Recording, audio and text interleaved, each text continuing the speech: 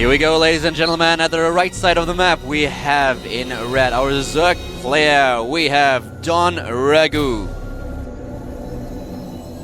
And at the left side of the map is in blue our Protoss player from TSL. It's Killer. He was able to take out GOMTV in his first game today. DongRaeGu defeating his opponent as well. So both of these guys are 1-0 in this group. And yeah, let's have a look what DongRaeGu is going to do. He's starting it off with an extractor followed up by that spawning pool that you'd expect, the 14-14 build. And Killer with that pilot already at the bottom of the ramp. This is one of the few Zerg vs Protoss that we had so far. It's the first one today. And Killer, with some amazing performance, with an amazing performance against GOMTV, will he be able to take out DongRaeGu as well, one of the best Zerg players in the world right now. The Nexus is going down very quickly for Killer. Very bold, actually, for him to go for that Nexus very quickly before the Forge even.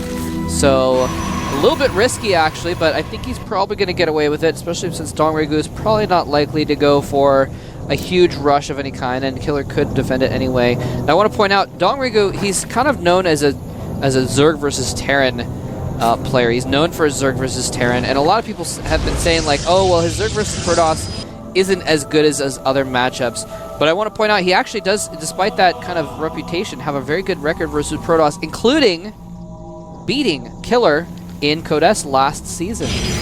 And Killer is hiding one probe in the main base of his opponent, and he's saving up a lot of energy at that Nexus for his chrono boost. He's not chrono boosting his economy, so he wants to chrono boost his warp gate as soon as possible in order to get out a bunch of units. And that probe is in a beautiful spot. There's just nothing to detect. Oh, here we go. Yeah, he knew it was somewhere. Yeah, it had to be somewhere, and DongRaeGu is just smart enough to scout everything, all these places in his main base as well, and getting a glimpse at the probe. Yeah, you saw him sending his Zerglings around behind his natural, around his main, making sure he didn't lose track of that probe and have it scout him later, or be building some cannons behind his expansion or something silly like that. DongRaeGu is expanding right now. Metabolic boost is nearly done, and the Protoss player is getting gas as well. So he finished his expansion. He already has his Forge up, getting the first Zealot, chrono boosting the Zealot right away. He knows he needs at least some units to deal with potential pressure, and that's a really nice building placement by the Protoss player as well. He just tries to prevent any run by, any sort of shenanigans by DongRaeGu. He doesn't want him to sneak a bunch of Zerglings into his main base and harassing his probes, as well as scouting what's going on in the main of the Protoss player. So all those chrono boosts are now used for the economy as well, not only for the gateways. And there's one Zealot in the mix, bunch of probes in economy. Killer is even ahead a little bit, using another chrono boost onto the Nexus. And yeah, I really like that early creep tumor by DongRaeGu, by the way. So he's trying to spread his creep early on in the early stages of the game. Does know that he is not really in need of any additional lava right now. Well, it's interesting, the one thing about that creep tumor, he's trying to spread his creep out very early, but he didn't put that creep tumor between his main and his expansion. So it's going to be, he might be able to get a little bit caught off guard there if there's some kind of, if there was some kind of Stargate play. He knows that there's not going to be any right now, but that might play a role later on if he has to move between his bases quickly. And there's that Overlord trying to find out what's happening in the main base of Killer. The sentry is not out yet, so oh, there's one Stalker, great.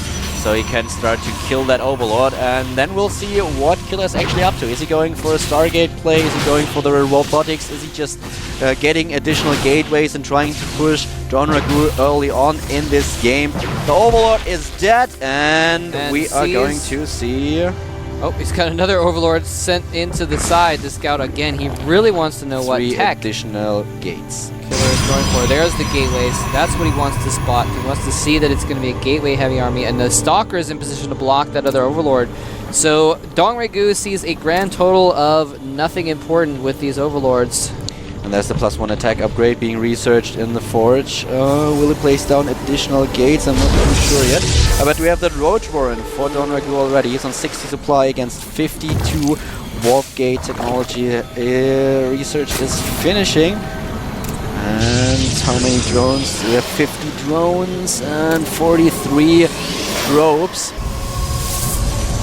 +1 armor, I love it. I really love that play by DongRaeGu. Lately, a lot of Zerg players, for example Stefano as well, decided to go for the armor upgrade against Protoss first and not get that +1 attack. And this is just a really, really smart decision, because a lot of Protoss players now, well, not nowadays, but the whole time, are actually going for the +1 attack upgrade, and especially with a gateway play like we are seeing right now from a Killer. This is really dangerous for the Zerg player, as +1 Zealots will kill a Zergling with 2 hits instead of 3. So getting that +1 armor is a really crucial upgrade in that matchup.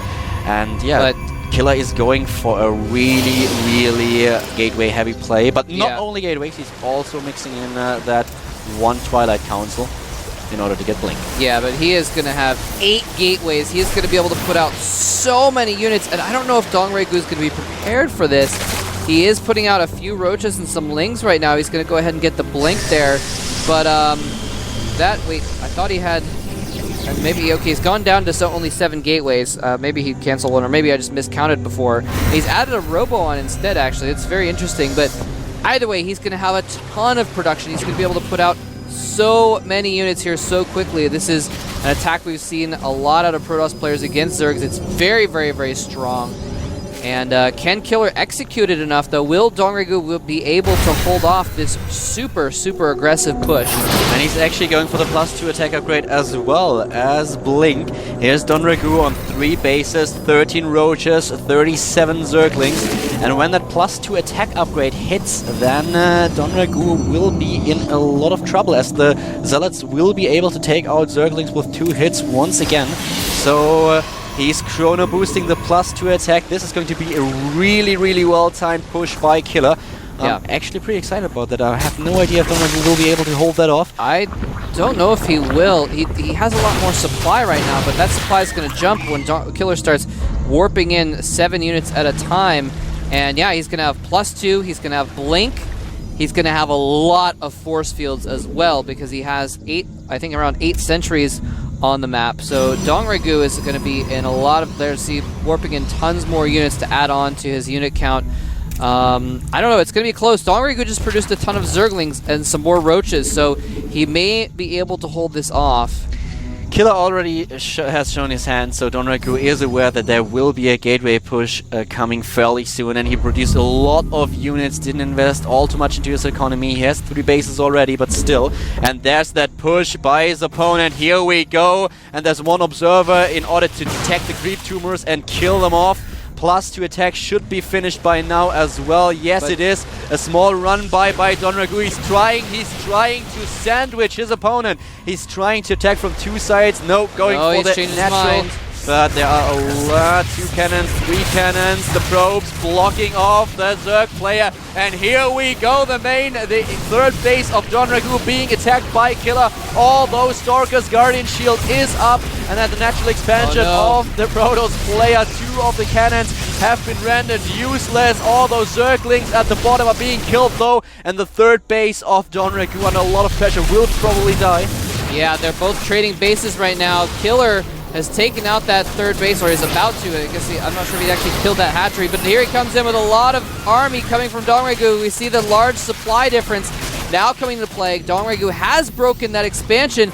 Killer in a little bit of a bad position. He's kind of just spread out a little bit, getting caught off guard, but he just has so many Stalkers, is able to hold off, and a little bit of an equalization happening here. Both players kind of cleaning up and holding off, but Killer is not done yet. Oh, but here's the thing. Oh, wow.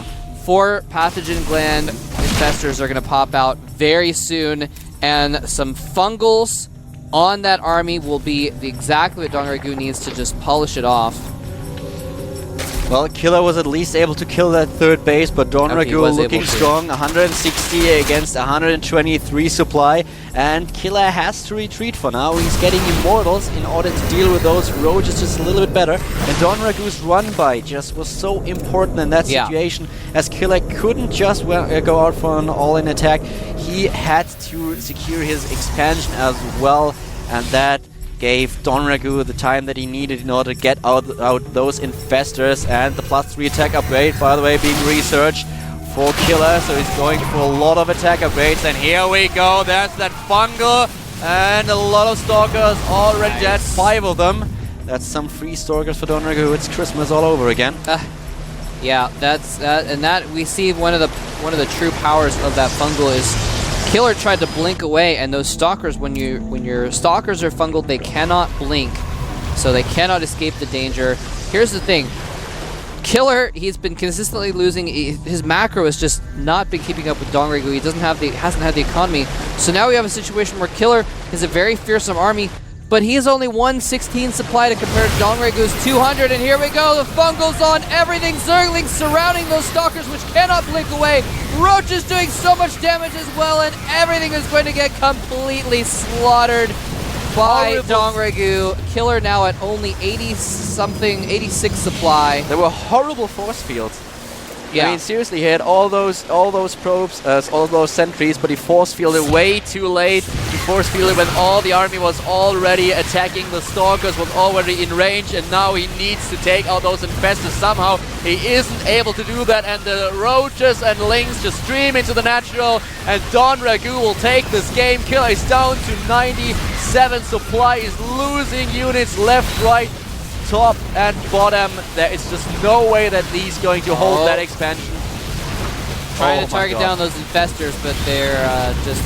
It's kind of interesting that he actually didn't even need those infestors in that battle. He just sat them by the side and said, I'm going to save this energy for if I need it for a rainy day. And he is on the rainy side of dual sight, so he was able to fungal a few Stalkers as they blinked him. But yeah, this is pretty much over. Killer would have needed to be on 3 bases right now, and now he's on 1 base, which probably is mined out at this point. So things pretty much over for Killer. DongRaeGu has his 3rd base back up. His economy is thriving. He has more than double the army of Killer. Yeah, oh, but there's a Colossus out, so... Okay, that would be the hero Colossus. That's what Killer was waiting for. He's just waiting for that one Colossus. Now he's back in the game. Not really. Well, he can try. But yeah, well, the thing is now DongRaeGu is getting upgrades now as well. He was just playing on 1 armor upgrade the whole time, while Killer was just trying to get as many attack upgrades as possible. But he just couldn't handle all those units that were attacking him.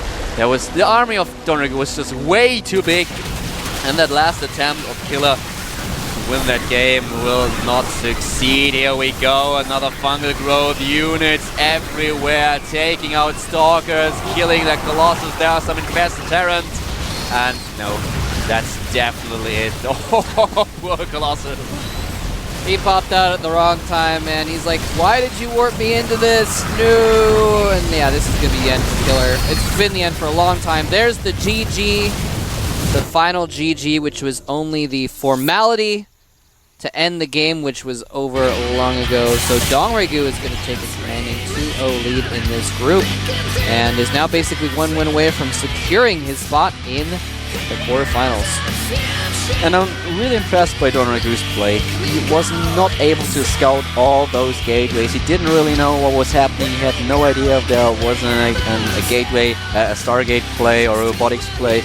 But at the right time, he produced that many units. He produced enough units not only to hold off a push by his opponent, even though losing his 3rd base, but at the same time pressuring the natural of Killer as well, forcing him to retreat, to warp a lot of his units into his main base, and he couldn't really reinforce his army, and therefore DongRaeGu able to hold off that push and getting way ahead in army size, which paid off in the end. So really, really solid play by the Zerg player, and Killer, well, he was just outmatched in this game. Yeah, pretty much. And we're going to move on to our 5th game here very soon. I did want to mention really quickly, by the way, for those of you that happen to be coming and visiting Seoul this weekend or next, we actually do not do a live audience here for the Arena of Legends tournaments for the Team Ace Invitational. So we've actually had a few people that have come on down to the studio today. I'm sorry to those folks that they came all the way down here and there was nothing here for them to see. Apologize for that, but we don't do live audience for this tournament. It's all online. So apologies to them, but we are going to have GOMTV versus Lenok. Now Lenok is down a game. As is GOMTV. GOMTV is down a game as well, so another very important game because whoever loses this game is pretty much going to be out of it, or they're going to have to hope for some kind of a tiebreaker situation that it's going to be very difficult to come back from. So let's go ahead and get into our 5th game. GOMTV versus Lena.